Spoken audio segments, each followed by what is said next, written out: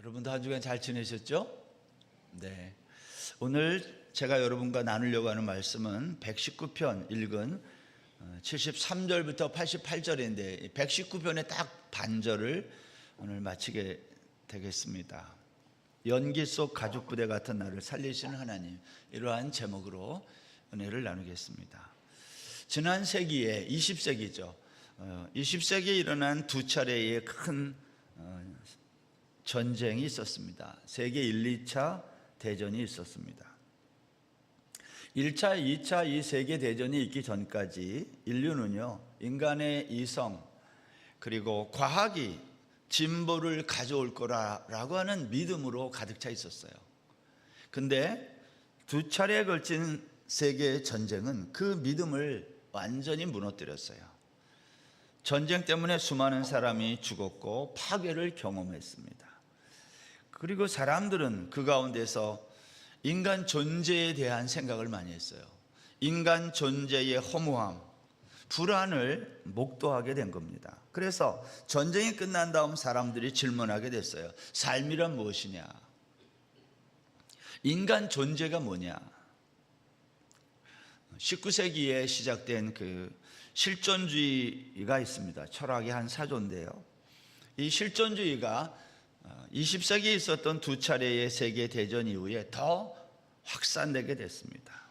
그래서 우리가 실존주의 철학하면 제일 많이 생각나는 게 이런 거죠.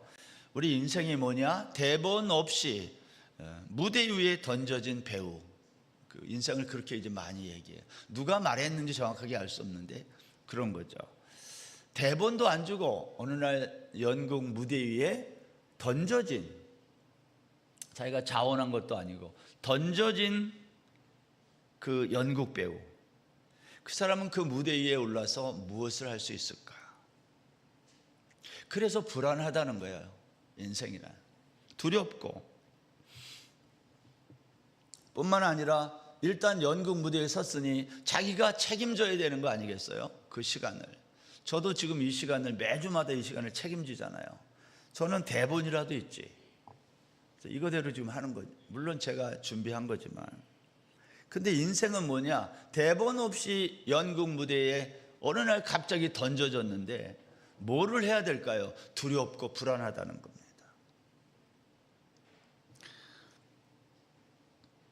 여러분, 이것은 우리 인생의 존재에 대한 질문입니다. 나는 누구이며 어디에서 와서 어디로 가는가? 여러분은 어디에서 왔고 어디로 가고 계십니까?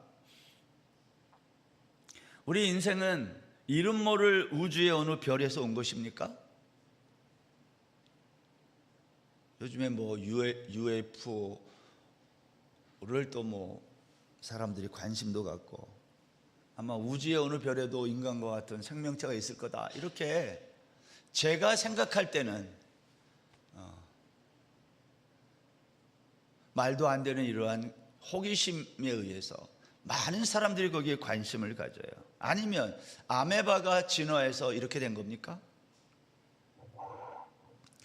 성경은 이 문제에 대해서 너무 명료하게 얘기해요.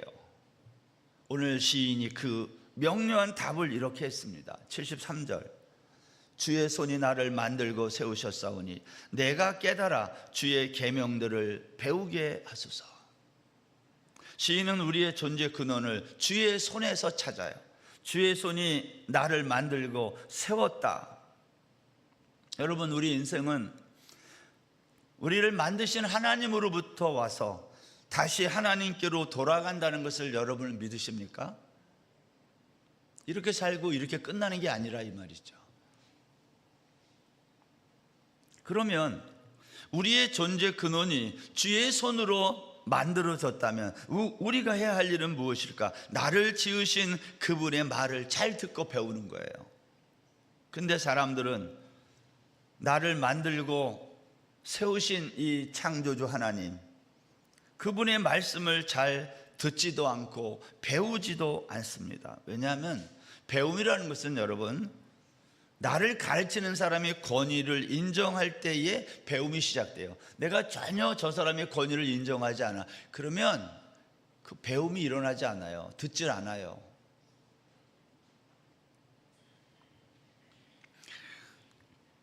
그 다음에 권위를 인정하는 곳에서 배움이 시작되는데, 그 다음은 권위를 인정한 그곳에서 배우는 그 말씀을 듣고 잘 이해가 돼야 돼요. 이해력이 필요해요. 우리 인생은 하나님의 말씀을 듣고 배울 때에, 그걸 잘 이해할 때에 우리 인생의 존재 목적을 알게 되는 겁니다. 근데 사람들은 이 하나님의 말씀을 잘 배우려고 하지 않습니다. 왜 그럴까요? 그 이유는 너무 간단해요. 우리 인생에 많은 문제가 일어날 때 사람들은 인생의 문제 대부분을 눈에 보이는 것들로 다 해결해요. 요즘에 보세요. 인생에 인류가 닥친 모든 문제들을 우리 인류가 얼마나 잘 해결하는지 몰라요. 한마디로 말하면 무슨 말이냐면 아쉬울 게 없어요. 여러분도 그렇죠? 아쉬울 거 있습니까? 요즘은 아쉬울 것이 없는 세상이에요. 궁금하면 다 AI한테 물어보잖아요. 걔가 다 대답해주고, 필요하면 마트에 가서 그냥 돈만 있으면 사서 필요한 물건을 다 공급받아요. 태국 방콕에 살면서도 지금은 한국에 사는 사람이랑 아쉬울 것 없이 살잖아요. 한국 식품이 얼마나 많은지, 물건이 얼마나 많은지. 아쉬운 것이 없는 인생. 그래서 사람들은 나를 지으신 그 하나님을 찾지도 않고 그분의 말씀을 배우려고 하지도 않아요. 왜? 없어도 얼마든지 사니까. 교회에서 성경 공부를 한다, 사경이 한다, 부흥이 한다, 그래도 사람들 별로 관심이 없어요. 이런 거예요. 시간이 되는 사람이 하는 거고, 나같이 바쁜 사람은 그런 거 할 시간이 없다는 거예요. 왜냐하면 나의 가치를 올려야 될 때니까. 지금 그래야 내가 연봉이 한 푼이라도 올라가잖아요.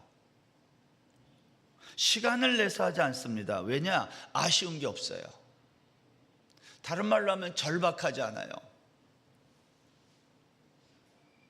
그래서 우리가 기도도 하지 않습니다.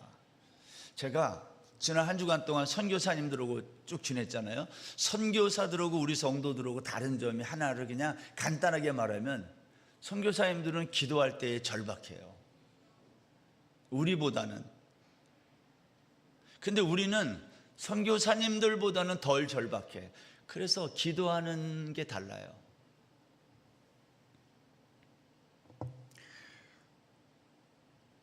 여러분, 그런데 오늘 시인이 이러한 상황 속에서, 아쉬운 것이 없는 우리 인생 속에서 아쉬운 일이 생긴다는 거예요. 여러분, 우리 인생길에 아쉬운 게 생겨요. 그걸 시인은 뭐라고 말하냐면 고난이라고 말해요. 지난 시간, 오늘, 다음 주까지 이 고난이라는 주제가 계속 나와요. 오늘 시편 119편에 아쉬운 일이 생기는데 그걸 고난이라고 말해요. 하나님의 창조를 깨닫고 주의 계명을 배운 시인은 자신과 같이 주의 말씀을 깨달은 자들, 주를 경외하는 자들과 함께 주의 말씀을 바란다 그랬어요. 오늘 73절부터 74절에 있는 말씀. 근데 그렇지 않은 사람들이 있다는 거예요. 주를 경외하지 않는 사람들, 주의 말씀을 바라지 않는 사람, 주의 말씀이 왜 있어야 되는지도 궁금하지 않는 사람, 그러한 사람들이 있다는 거예요. 시인은 그들에게 주의 의로운 심판이 임한다는 거예요. 75절 보세요.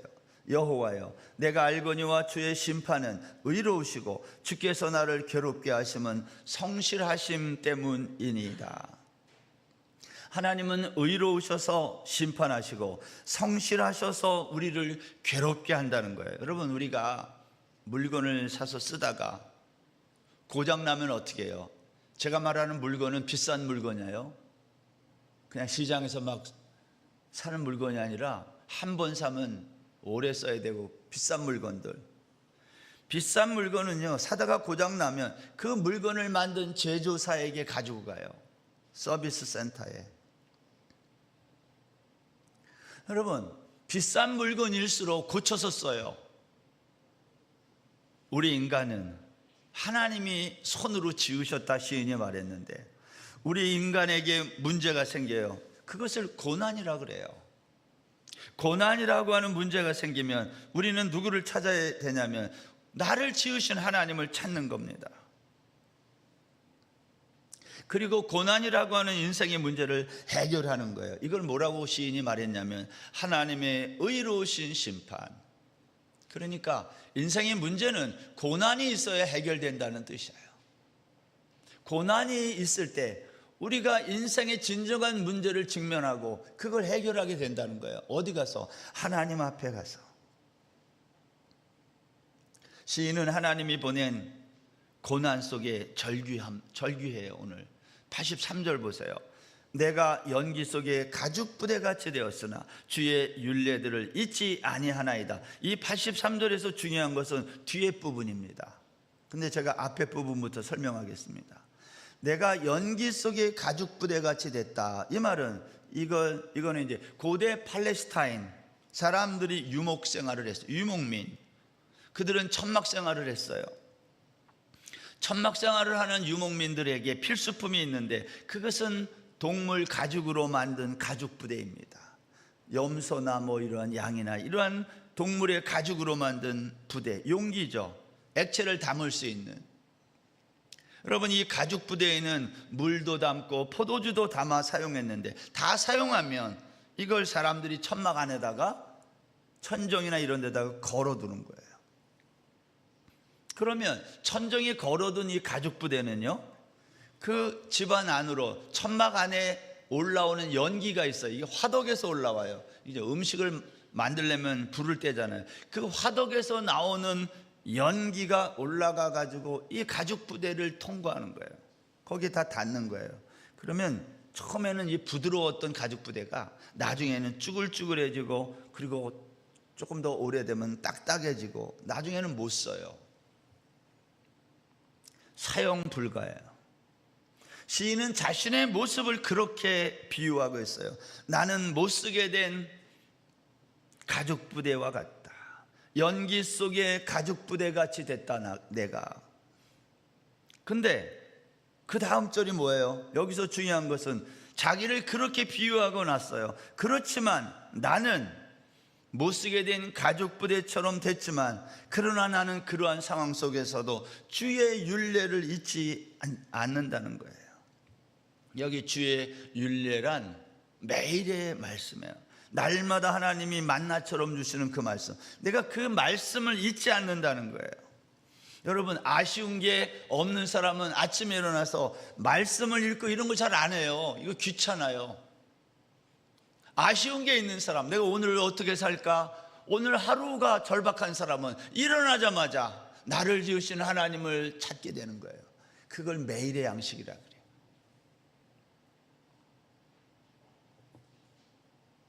시인은 주의 율례를 잊지 않았다는 거죠. 여러분, 지금 시인은요, 어떤 상황에 놓여 있냐면, 첫 번째 상황은 가죽부대와 같이 된 상황이에요. 자신의 처지가 가죽부대처럼 지금 쭈글쭈글해지고 딱딱해지고 이제는 못 쓰게 되었다라는 거예요. 그게 첫 번째 상황이에요. 두 번째 상황은 뭐냐면, 그래서 자신의 생명의 날이 얼마 남지 않았다는 거예요. 84절 보세요. 주의 종의 날이 얼마나 되나이까? 나를 핍박하는 자들을 주께서 언제나 심판하시리이까? 죽을 날이 얼마 남지 않았는데 거기에 더하여 자신을 핍박하는 자들은 여전히 있다는 거예요. 그래서 내가 기도한다는 거예요. 주님, 언제나 나를 핍박하는 저들을 심판하실 겁니까? 나는 지금 생명의 날이 얼마나 남지 않았는데 여전히 나를 핍박하는 자들로 인해 내가 너무 힘들어요. 언제나 주께서 저들을 심판하시겠습니까? 고난 당한 자가 드리는 그 탄식의 기도가 시편 102편에도 있는데요. 거기 102편 2절 3절에 보면 이렇게 말했어요. 나의 괴로운 날에 주의 얼굴을 내게서 숨기지 마소서. 주의 귀를 내게 기울이사 내가 부르짖는 날에 속히 내게 응답하소서. 내 날이 연기같이 소멸하며 내 뼈가 숯같이 탔음이니이다. 사람은요, 고난 앞에 서면 나를 지으신 창조주 하나님을 찾게 돼 있어요. 시인은 우리 인생을 뭐라고 이 102편에서 비유했냐면, 석양에 기우는 그림자 같고 시드는 풀과 같다. 그렇지만 땅에 기초를 놓으시고 손으로 하늘을 지으신 영원하신 하나님으로 말미암아 우리를 향한 하나님의 구속사는 내가 이렇게 쭈글쭈글해지고 못쓰게 되고 생명의 날이 얼마 남지 않고 나를 핍박하는 자들이 여전히 있음에도 불구하고 나는 그렇지만 하나님의 구속사는 한치의 오차도 없이 지금도 진행되고 있다. 그것을 확신하는 노래가 102편이에요. 우리 인생은 풀과 같고 석양의 그림자처럼 속절없이 가고 유한하고, 그래서 우리는 늘 불안하고 두렵지만, 그러나 시인은 뭐라고 노래하고 있냐면, 그러나 그럼에도 불구하고 하나님의 구속사는 지금도 한치의 흔들림 없이 진행되고 있다는 거예요. 102편에 제가 23절 24절을 한번 읽어드리겠습니다. 그가 내 힘을 중도에 쇠약하게 하시며 내 날을 짧게 하셨도다. 나의 말이 나의 하나님이여 나의 중년의 날을 데려가지 마옵소서. 주의 연대는 대대에 무궁하니이다. 인간의 유한함, 연약함을 말합니다. 시인은요, 하나님 나를 중년에 데려가지 말아주십시오, 이렇게 기도하거든요. 근데 이 기도는 나 일찍 죽지 않게 해주세요, 그런 기도가 아니에요. 중년에 데려가지 마십시오, 이 기도의 내용은 나 일찍 데려가지 말라, 그런 기도가 아니라 하나님의 놀라운 구원 계획이 나의 연약함 때문에 중간에 실패하지 않게 해주십시오, 그런 기도예요. 하나님, 나는 이렇게 돼도 나는 연약하기 때문에 인정합니다. 그러나 나로 인해서 하나님의 구속사가 멈추거나 중단되지 않게 해주십시오, 그런 기도예요. 지난 목요일부터 토요일까지 여기 박나에 있는 호텔에서 태국 선교 70년, 한인 선교사에 의한 태국 선교 70년을 회고하는 시간을 가졌어요. 누가 프로그램을 짰는지 아침부터 저녁까지 계속 그것만 하는 거예요. 강의를 뭐 저도 물론 했지만, 그러니까 계속하고 또 앞뒤로 예배드리고 그런 시간을 갖는데, 첫 시간에 발제하신 선교사님이, 그분이 70년 동안 태국 땅에서 일어난 한인 선교사들의 이야기를 압축해서 회고하는 시간을 가질 수 있었는데, 저는 그 중에서 기억나는 게 70년 동안 태국에서 하나님의 부름을 입은 소천하신 선교사님들이 총 몇 명인가? 여러분 몇 명쯤 될 것 같아요? 지난 70년 동안 태국 땅에 선교사로 왔다가 돌아가신 분이 생각보다 많았어요. 25분이 돌아가셨어요. 남자가 16, 여자가 9명. 물론 이 중에 MK도 5명이 있습니다. 그 돌아가신 그 연도를 보니까 2000년 그 전에 초창기에 돌아가신 분들은 거의 없어요. 근데 2000년이 지나면서 소천하시는 선교사들이 급증했어요. 사고와 질병으로 선교사님들이 많이 돌아가셨어요. 어떻게 보면 가슴 아픈 이야기거든요. 그런데 여러분, 오늘 시인의 표현에 의하면, 그렇지만 그렇게 복음을 위해 이 땅에 왔다가 25명이 지난 70년 동안 사고나 질병으로 이렇게 돌아가는 일이 있었음에도 불구하고 하나님의 구속사는 멈추지 않았다, 계속되고 있다는 거예요. 시인이 그 말을 하고 싶은 거예요. 여러분, 우리가 알고 있는 선교사님들 뿐만이 아니라 성도들도 마찬가지예요. 갑작스러운 사고나 질병으로 세상을 떠나고 병실에 누워있는 것을 보면, 그러면서 깨닫는 게 뭐냐? 우리 인생이란 이렇게 변수가 많은 거구나. 저는 25명 그 선교사님들 소천하신 분들 중에 제가 제일 마음으로 안타깝고 그런 분은, 아무래도 제가 잘 아는 사람인데, 제가 태국에 처음에 왔을 때 저를 공항에서 영접하신 선교사님, 저의 사수 같았던 분, 그분이 돌아가신 거, 제가 그게 제일 마음이에요. 지금 홀로 되신 그 사모님 생각하면 늘 이제, 야, 언제나 내가 저분을 한번 위로할까, 이런 생각을 가지고 있는데, 그렇죠. 그러한 거 보면 하나님 왜 그렇게 하실까? 그냥 끝까지 건강하게 살고 그러면 더 많은 일을 할 것 같은데, 우리는 이렇게 생각하잖아요. 근데 하나님은 그렇게 하지 않고 변수가 많다는 거예요. 그럼에도 불구하고 하나님의 구속사는 멈추지 않는다. 여러분, 바벨론의 침략으로 예루살렘이 무너졌어요.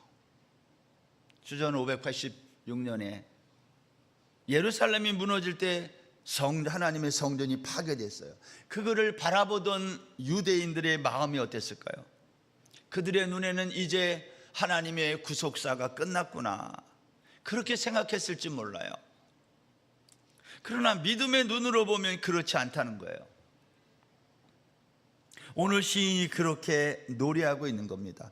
시편 102편 26절 제가 한 번 더 읽어드리겠어요. 천지는 없어지려니와 주는 영존하시겠고 그것들은 다 옷같이 낡으리니 의복같이 바꾸시면 바뀌려니와. 여러분, 천지는 없어지고 그것들은 다 옷같이 낡아지고 그런 거예요.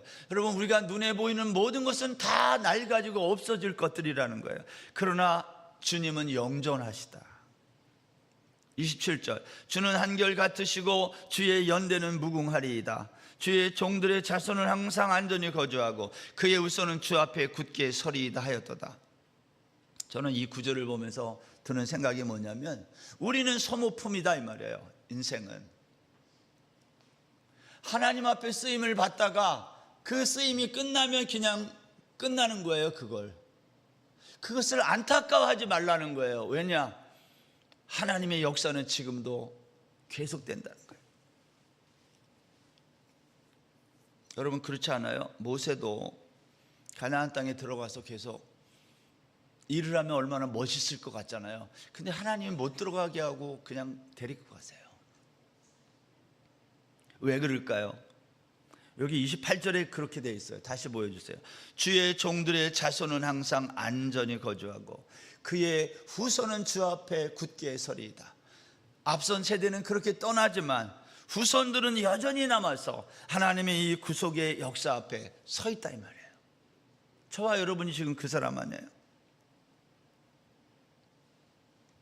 여러분, 우리가 인생을 살면서 고난이 없으면 좋겠지만 그렇지 않다는 거예요. 그렇다면 이와 같은 고난 중에서 우리는 하나님의 말씀을 어떻게 바라봐야 될까?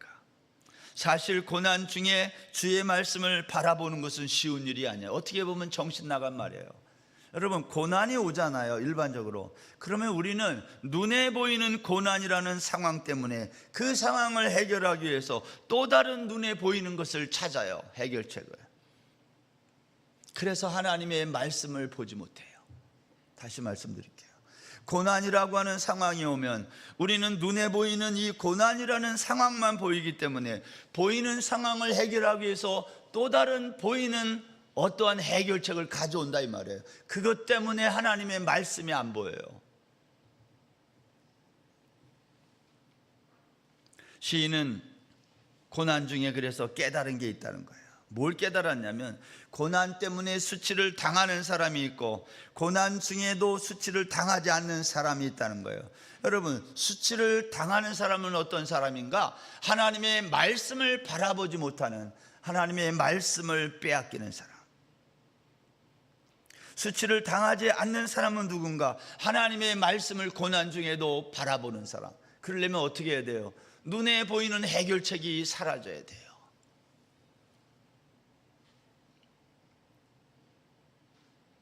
그런데 우리는 눈에 보이는 해결책 때문에 눈에 보이지 않는 하나님의 말씀을 뺏겨서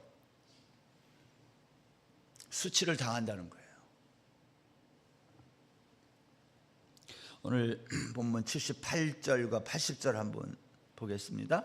교만한 자들이 거짓으로 나를 엎드렸으니 그들이 수치를 당하게 하소서. 나는 주의 법도들을 작은 소리로 읊조리리이다. 내 마음으로 주의 율례들에 완전하게 하사 내가 수치를 당하지 아니하게 하소서. 시인은요, 고난 중에도 나는 수치를 당하지 않는 사람이 되게 해달라는 거예요. 어떻게? 말씀을 읊조림으로. 하나님의 말씀을 묵상하는 사람은 수치를 당하지 않는다는 거예요. 왜? 말씀을 내 마음에 간직하니까. 성경에는 말씀을 마음에 간직하지 못한 사람들의 이야기가 많이 있습니다. 예를 들면 마태복음 13장에서 예수님이 무리들에게 씨 뿌리는 자의 비유 이야기를 하셨어요. 거기 보면 씨 뿌리는 자가 뿌리로 나가서 뿌렸는데 더러는 길가에 떨어지며 새들이 와서 먹어버렸다. 예수님은 이 비유를 설명했어요. 19절에서 해석을 이렇게 했습니다. 마태복음 13장 19절. 아무나 천국 말씀을 듣고 깨닫지 못할 때는 악한 자가 와서 그 마음에 뿌려진 것을 빼앗나니 이는 곧 길가에 뿌려진 자요. 여러분, 말씀을 듣고 깨닫지 못하면 어떤 일이 일어나는가? 그 말씀을 악한 자가 와서 뺏어간다는 거예요. 하나님의 말씀은 우리의 마음에 간직되어 있어야 간직된 말씀을 묵상하게 되고 그래서 깨닫게 되고 그래서 실천하게 되는 건데, 말씀을 마음에 간직하지 못하면 그 말씀은 길가에 떨어진 씨앗과 같아서 새가 와서 가져간다는 거예요. 예수님의 제자였던 가룟 유다는 3년 동안 예수님을 따라다녔는데, 저는 이 가룟 유다 볼 때마다 늘 생각나는 거예요. 왜 이 사람은 이렇게 했을까? 마지막에 그는 대제사장들과 장로들에게 자기의 스승을 은 30개를 받고 팔아넘겼어요. 무슨 얘기일까요? 가룟 유다는 주님의 말씀을 들었지만 마음에 간직하지 않았다는 거예요. 대신 그의 마음속에 뭐가 있었어요? 탐심이 자리 잡았어요. 여러분, 신앙생활을 하는데 하나님의 말씀이 간직되지 않는 사람은 내 마음속에 그 말씀을 간직할 수 없도록 탐심이라는 게 자리 잡을 수 있어요. 그러면 그 탐심 때문에 말씀이 내 마음에 자리 잡을 수 없어요.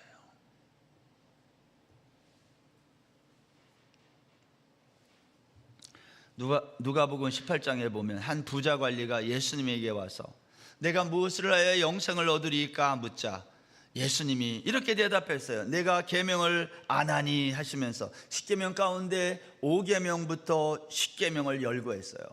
6계명부터 9계명까지 하고 5계명을 제일 마지막에 얘기했지만 아무튼 5계명부터 10계명을 열거했어요. 너 이거 다 지켰냐? 부자 관리가 대답합니다. 네, 내가 어려서부터 다 지켰습니다. 이 부자 관리는 자신의 그러한 행위를 자랑하고 싶었어요. 나 어려서부터 예수 잘 믿었어요. 그거 자랑하고 싶었다 이 말이에요. 나 주일 한 주도 안 빠지고 다녔어요. 이런 거 자랑하고 싶었어요. 나 성경 몇 독했습니다. 이거 자랑하고 싶었던 거예요. 그런데 주님이 이렇게 말씀했어요. 마가복음 10장 21절.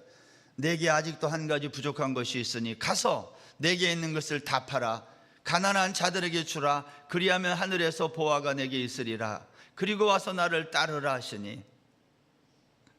여러분, 부자 관리는 어려서부터 계명을 다 지켰는지는 몰라도 그 계명을 마음으로 간직하고 묵상하고 실천한 것 같지 않아요. 왜냐하면 내 이웃의 것을 탐내지 말라, 이웃의 것을 탐내지 말라고 한 10번째 계명을 그는 마음에 간직하지 않은 거예요. 그걸 알았다면 어떻게 부자 관리로 살 수 있을까요? 로마의 압제 아래에서 부자 관리로 살 수 있었던 비결, 그 사람에게는 탐심이 있었기 때문에. 재물에 대한 욕심이 없는 사람이 돈 벌 수 없습니다. 욕심이 있어야 버는 거예요.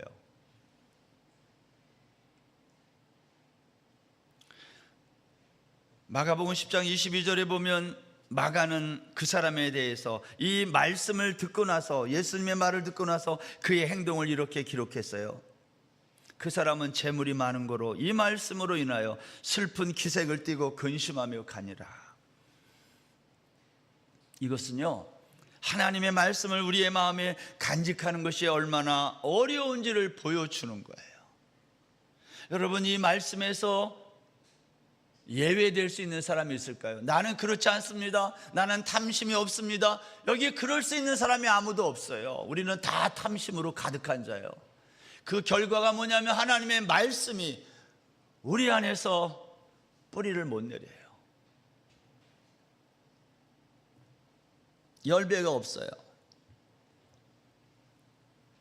여러분, 시인의 주변에는요, 오늘 본문에 보면 핍박하는 자, 교만한 자, 주의 법을 따르지 않는 자, 이유 없이 핍박하는 자들로 가득했어요. 그래서 시인의 상태가 어떻다고 말하냐면 멸한 상태다. 이 멸한 상태라는 말은 없음의 상태다, 그러한 뜻이에요.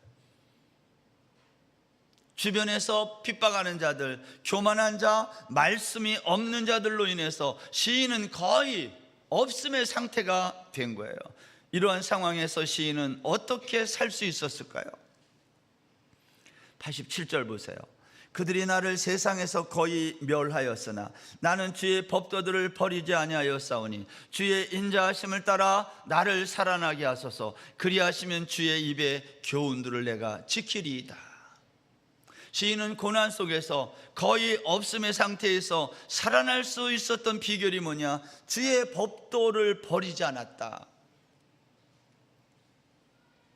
여러분, 내가 누구인지를 알려면 나를 손으로 지으신 창조주 하나님, 그분이 어떤 분인지를 먼저 알아야 되고요, 그러기 위해서는 그분이 하신 말씀을 배워야 돼요. 문제는 우리가 그 하나님의 말씀을 배우기에 나가지 않는다는 거예요. 왜냐? 아쉬운 게 없으니까. 눈에 보이는 모든 것이 다 문제를 해결해 주는데 굳이 보이지 않는 하나님을 찾을 이유가 없는 거예요. 그래서 하나님은 우리에게 뭐를 해요? 고난이라는 것을 보낸다는 거예요. 역사적으로 우리는 수많은 고난을 겪었던 그 시절들을 잘 알고 있어요. 앞에서 말한 두 차례의 세계 대전뿐만이 아닙니다. 지금도 이란과 미국과 이스라엘 여러 나라들이 전쟁을 계속하고 있잖아요.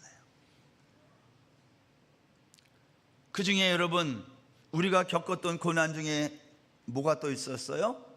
몇 년 전에 코로나 팬데믹이 그 중에 하나라고 생각해요.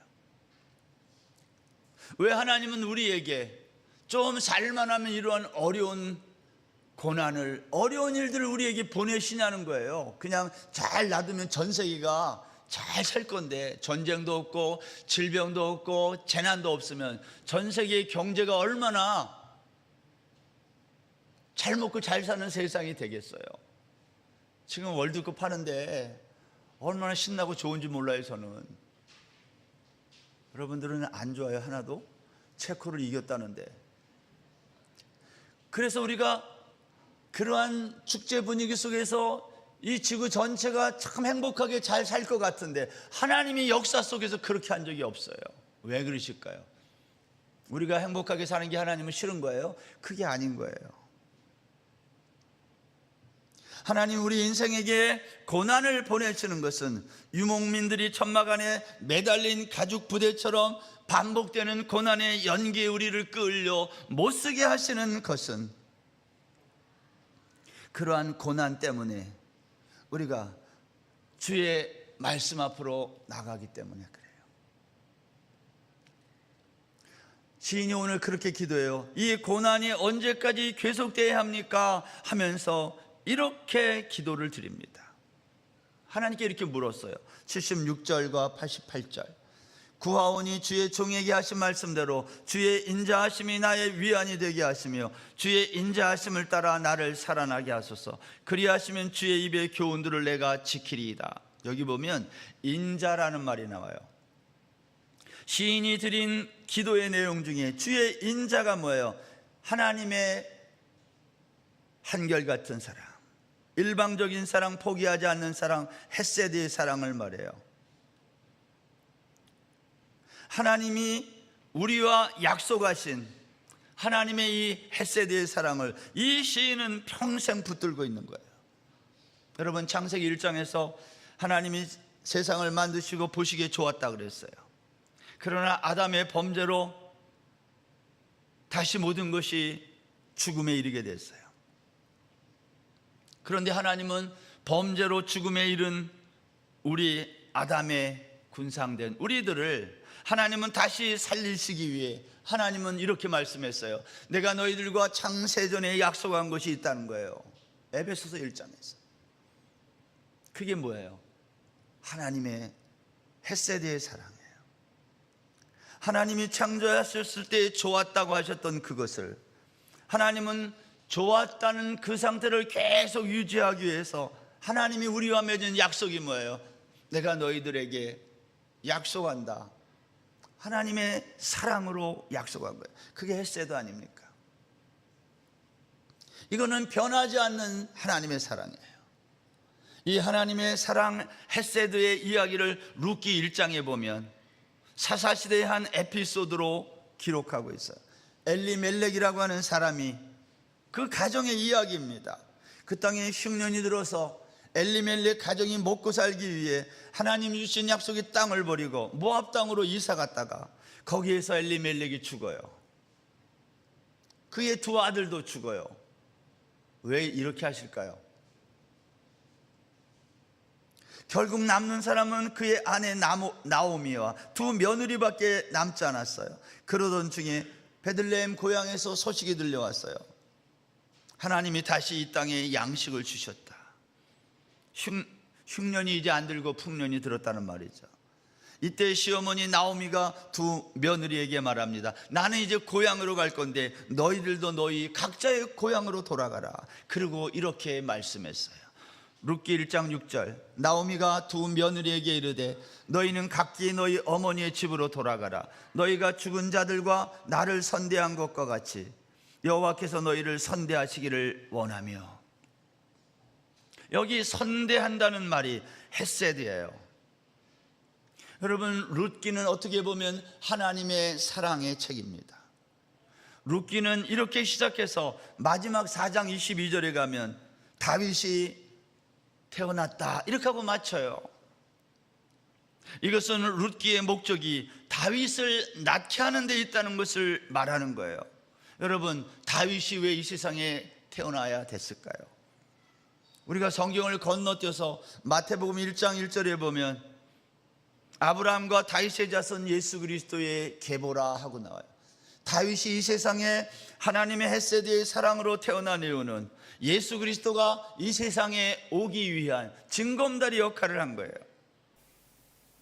이런 말이 됩니다.